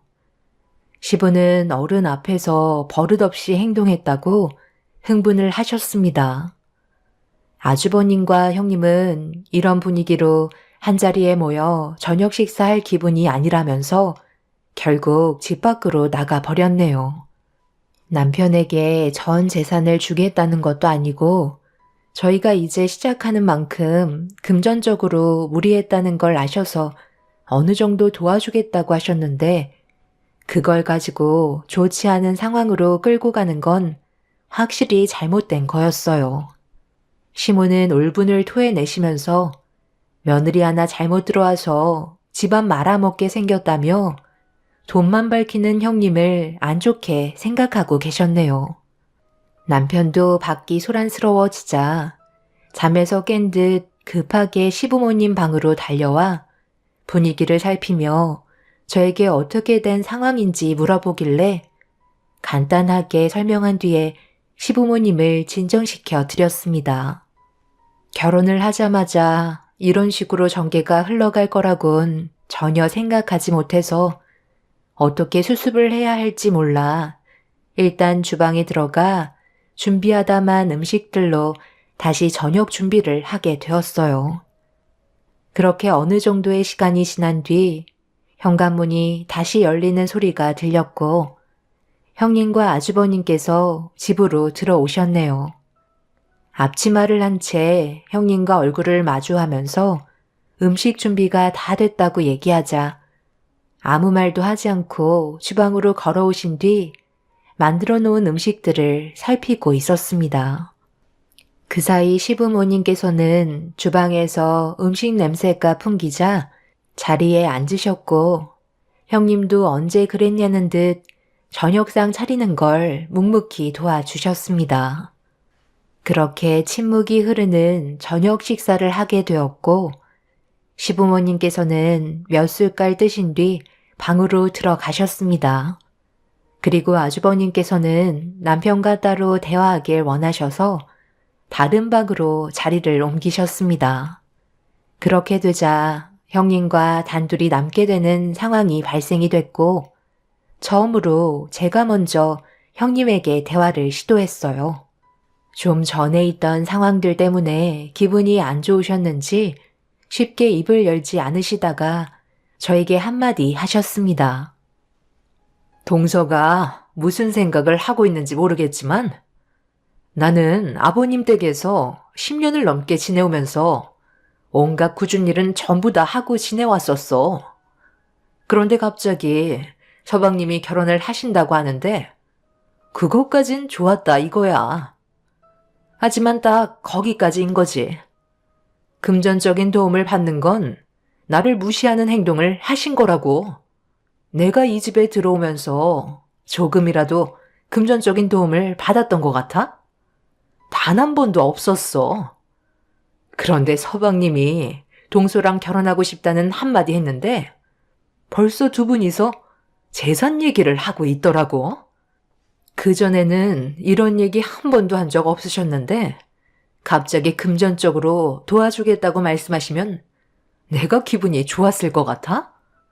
그래서 동서가 어머님 댁에 인사하러 왔을 때 기분이 별로 좋지 않아서 결혼 반대를 했던 것 뿐이야. 동서가 내 입장이었으면 아마 똑같이 행동했을걸? 지금 상황에서 시부모님은 나 없으면 아무것도 못하셔. 어머님은 집안에 무슨 물건이 있는지 하나도 모르시고 전부 다 나에게 요구를 하시기 때문에 우리가 갑자기 분가한다고 말씀드린다면 분명 머릿속이 하얗게 변하실걸? 이 집안의 실세는 나야. 그러니 동서도 어머님이 금전적인 도움을 준다고 말씀하셔도 받지 않았으면 좋겠어. 시부모님 재산은 서방님이 단 한 푼이라도 가져가는 건 내가 용납할 수 없거든. 고생한 사람이 가져가야 하는 게 맞는 거잖아. 동서가 나랑 좋은 관계를 유지하고 싶다면 재산 문제는 입 밖으로도 꺼내지 말고 서방님한테 시부모님께서 도와주신다는 거 받지 말라고 전달해드리면 좋겠어. 그렇게 하지 않을 시 그에 따른 뒷감당은 책임져야 할 거야. 내 말 무슨 뜻인지 충분히 이해했지? 형님은 돈 욕심이 너무 과할 정도로 시부모님의 재산에 상당히 집착을 하고 있었습니다.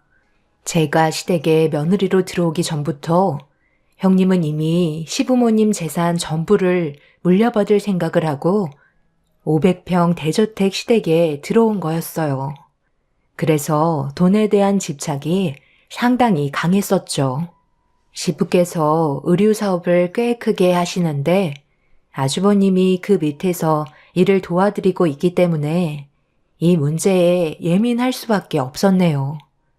남편과 저는 같은 회사에서 근무를 하고 있지만 중소기업 월급쟁이라 큰 돈을 벌지는 못했었어요. 그래서 모아놓은 자금이 많이 부족했기 때문에 대출도 받아야 했고 좀 무리하긴 했었습니다. 남편은 부모님께 손을 벌리는 자체가 빚지는 거라며 도움받는 걸 원하지 않고 남편 손에서 해결을 하려고 노력을 했어요. 시부모님께서 그런 남편의 모습을 보고 부담되지 않는 선에서 도와주기로 결정을 하게 되신 거였죠. 이렇게 시부모님과 형님 내외의 생각 자체는 너무 달랐고 계속되는 갈등이 서로를 멍들게 만들었습니다. 그런데 아주버님과 남편이 따로 대화를 하려고 들어간 방에서 집안이 떠나갈 정도로 큰 소리가 오고 가며 입에 담지 못할 말들까지 주고받고 있길래 급하게 달려가 방문을 두드리자 남편이 나왔어요. 형은 나를 동생으로 생각하고 있긴 한 거야? 나보다 돈이 더 중요해? 그동안 부족함 없이 살아왔었으면서 도대체 얼마를 더 가져야 그런 욕심을 내려놓을 수 있는 건데?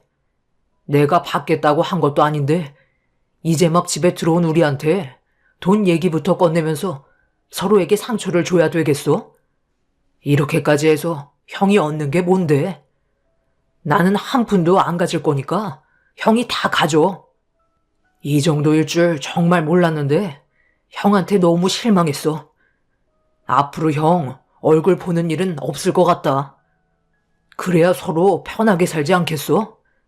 내가 나타나면 아버지 재산 나눌까봐 잠도 안 올 거 아니야? 평생 그러고 살아.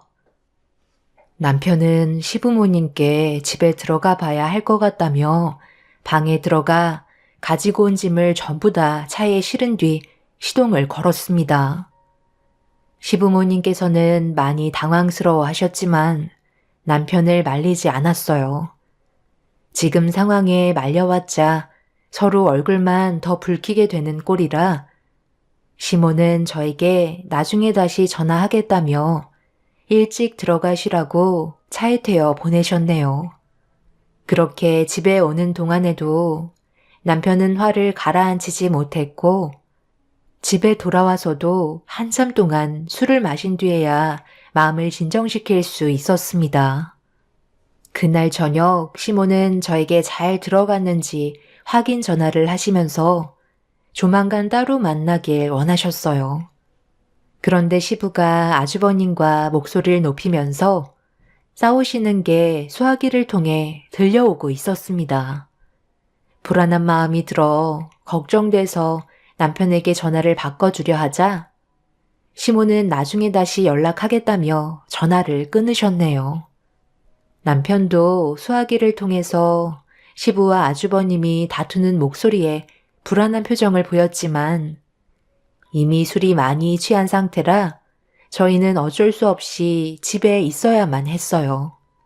그날 이후 몇 달 동안 시댁에 가지 않았지만 시부모님과 따로 시간을 가져 몇 차례 식사를 하게 되었고 별일 없다는 말을 듣게 되었지만 표정은 행복해 보이지 않으셨어요.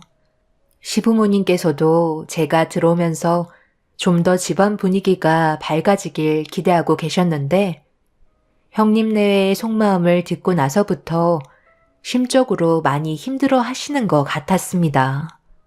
그런데 명절을 며칠 앞두고 연락 한 번 하지 않으셨던 형님의 전화 한 통을 받게 되었고 시부모님께서 실종됐다는 충격적인 한마디를 듣게 되었습니다. 저희는 어떻게 된 영문인지도 모른 채 실종이 됐다는 현장으로 남편과 함께 급하게 찾아왔고 아주버님과 형님은 눈물을 쏟아내며 괴로워하고 있었습니다. 남편은 아주버님께 무슨 일인지 설명을 들으려 했지만 넋이 나간 상태라 아무 말도 하지 않고 눈앞에 바다만 쳐다보고 있었어요. 그래서 제가 형님에게 다시 물어보니 떨리는 입으로 사고가 나기 전의 상황을 설명해 주었고 그 말을 들은 남편과 저는 경악을 하고 말았네요. 한 집에서 얼굴 보며 지내다 보니 우리도 잘한 건 없다고 생각해 시부모님과의 관계를 회복시키고자 바닷가를 찾았는데 우리가 잠깐 식재료를 사러 근처에 있는 마트에 걸어갔다 왔거든요. 그런데 장을 보고 돌아오니까 차가 물에 빠져 있더라고요. 그리고 이미 물에 차가 반쯤 잠긴 상태였고 우리가 할 수 있는 게 아무것도 없어서 급하게 구조대에 신고를 했어요. 떠내려가는 차량 안에서 시부모님이 살려달라고 문을 두드리셨지만 열리지 않는지 결국 완전 침수가 되어버리고 만 거죠. 구조대가 이미 도착했을 때는 차량이 완전히 잠긴 상태였는데 시부모님께서 탈출을 시도하시려다가 실패를 하셨는지 문이 열려있는 상태로 차량이 끌어올려졌고 시부모님께서는 바다에 휩쓸리신 건지 실종이 된 상황이었어요. 형님이 하신 말로는 먼 길을 온 상태라 피곤하셨는지 형님 내외가 장을 보고 올 때까지 차 안에서 눈을 붙이고 계시려다가 이런 끔찍한 일이 벌어지게 된 거라고 눈물을 흘리고 있었습니다. 일단 정확한 사고를 조사하기 위해서 형님네에는 경찰에게 조사를 받고 있었고 저희는 바다에 빠져 실종된 시부모님을 애타게 기다리고 있었습니다. 하지만 그날 날씨가 너무 좋지 않아 더 이상 수색이 진행되기가 힘들어 철수 결정이 내려지면서 시부모님을 찾는데 많은 어려움이 지속되었네요. 결국 며칠 동안 차량이 빠진 주위로 수색 반경을 넓혔지만 시부모님을 찾지 못했고 경사로에 주차를 해놔서 차가 굴러간 것 같다는 결론이 나오게 되었네요. 차량을 멈췄을 때부터 이미 기어는 중립으로 되어 있었고 그것 때문에 피해를 입게 된 거였죠. 남편은 전부 다 아주버님 잘못이라고 분노하고 있었지만 오열하고 있는 형님과 아주버님은 결백을 주장하고 있었습니다. 결국 시부모님이 세상을 떠났다는 판결이 내려지면서 모두에게 불행을 안겨주었고 형님네에는 시간이 많이 흐른 만큼 서둘러 장례 절차를 밟으려 하고 있었습니다. 남편은 시부모님을 찾지도 않았는데 장례를 왜 하냐고 집안 싸움까지 일어나게 되었네요. 하지만 계속해서 시간이 흐르자 남편도 점점 시부모님이 세상을 떠나셨다는 걸 받아들이려 하고 있었어요. 남편은 마지막으로 한 번만 더 차량이 침수된 일대를 수색해보는 게 좋지 않겠냐며 시댁에 찾아가 아주버님께 부탁을 했지만 남편 말을 들어주려 하지 않았습니다. 이미 상황이 끝난 걸 계속 들추려는 게 세상 떠난 시부모님에 대한 도리가 아니라면서 그만 장례를 진행하길 원하고 있었어요. 아주버님은 남편을 데리고 따로 대화하기를 원하셨고 또다시 형님과 단둘이 남겨지게 되었네요. 저는 어떻게 해야 좋을지 형님에게 의견을 물어보았는데 소파에 앉아있던 저에게 다가오시더니 제 몸을 발로 밀어내시면서 주방에 들어가 저녁 상차림이나 준비하라고 명령을 하셨습니다. 형님의 돌발 행동에 너무 어이가 없어서 멍하니 바라보고 있었는데 형님은 시부모님이 세상을 떠났으니 집에 대한 소유권은 자신에게 있다며 제가 수발들길 원하셨어요. 안 좋은 상황인 걸 뻔히 알면서 권력을 행사하려는 형님의 태도가 마음에 들지 않아 한 소리 하고 말았습니다. 그러자 형님이 또 다시 발길질을 하셨네요. 네가 지금 내 앞에서 감히 대들어? 시부모님이 세상을 떠나셨으니 당연히 내 말을 들어야 하는 거 아니야? 빨리 가서 저녁 준비하라고. 이 집안의 며느리로 들어왔으면 내가 시키는 걸 해야 되는 건 당연한 거 아니야? 제가 왜 형님이 시키는 걸 해야 되는 거죠? 그리고 집에 대한 소유권이 형님에게 넘어간 거랑 며느리 역할이 무슨 상관이에요? 제가 형님의 며느리가 된 건 아니잖아요? 저에게 발길질 하신 거 당장 사과하세요. 다른 건 다 참아도 방금 저에게 하신 행동은 정말 참을 수가 없겠네요. 그리고 저는 솔직히 모든 게 의문투성이에요. 형님과 아주버님께서 재산 때문에 계획하신 거 아닌가요? 재수 씨, 지금 말 다 했어요? 우리를 어떻게 보고 그런 말을 입에 함부로 담을 수가 있죠? 당장 사과하세요. 형수님이 먼저 사과하셔야 할 것 같은데 이 사람한테 발길질 했다며? 모든 게 형한테 넘어가니까 이제 눈에 뵈는 게 없는 거야? 아주버님은 집안 모든 소유권이 자신에게 넘어오기 때문에 저희도 이제 볼 일이 없을 거라며 두 번 다시 마주치지 않길 바라고 있었어요. 서둘러 장례를 진행할 거라면서 저희 부부와의 인연을 서둘러 끝내고 싶어 하셨습니다.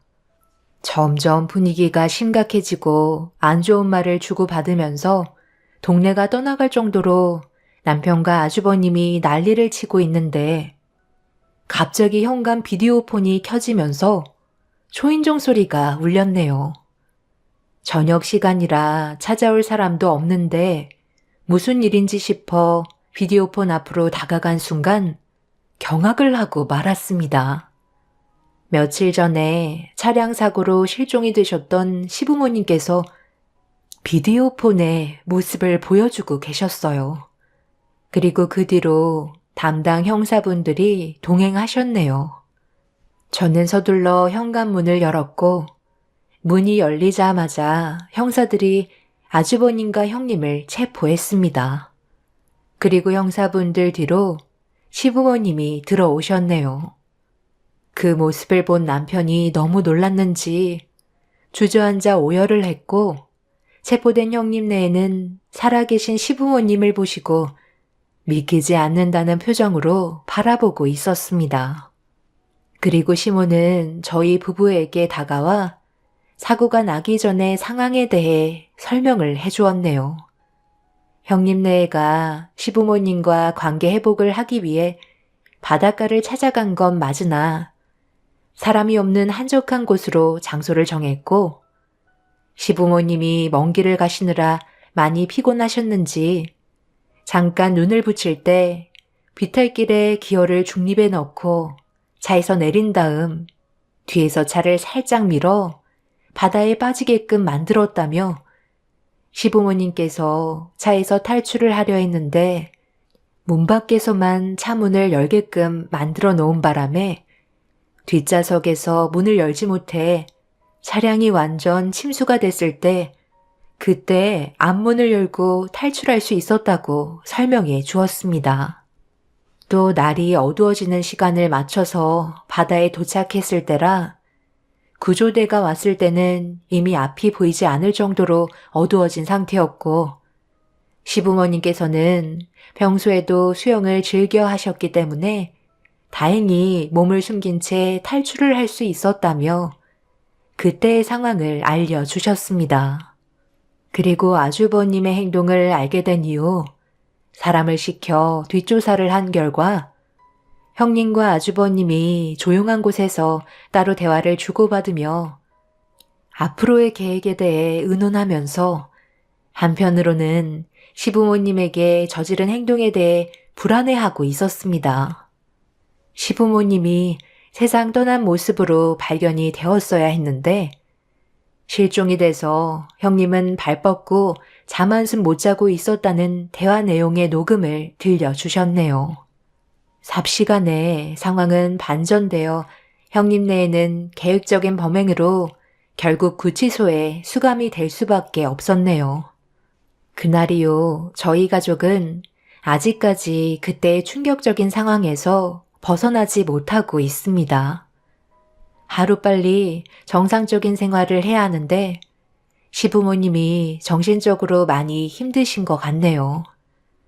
이 일이 있게 되면서 형님 내외와는 2번 다시 엮이지 않으려 하시겠지만 몇 년 뒤 출소를 하게 되면 또다시 어떤 식으로 나올지 그것도 참 답답하기만 합니다. 시부모님은 지금 하시는 사업을 정리하시고 저희 부부와 다른 지역에서 새롭게 다시 시작하려고 계획하고 계신 중이세요. 앞으로 좋은 날만 있었으면 좋겠고 그 사람들이 자신의 잘못을 뉘우치길 바랄 뿐입니다. 제 사연 들어주신 분들 오늘 하루 행복하시고 언제나 가정의 축복이 함께 하시길 바랍니다. 감사합니다.